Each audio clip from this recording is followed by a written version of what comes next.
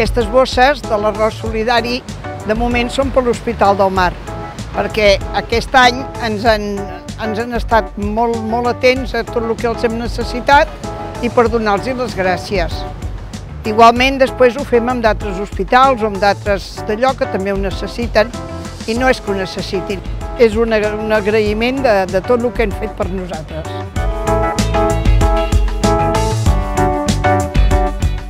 Aquest projecte solidari és una continuació de diverses accions que fem des de fa uns quants anys i degut a l'any difícil de pandèmia que estem patint vam creure oportú fer un homenatge als sanitaris de l'Hospital del Mar.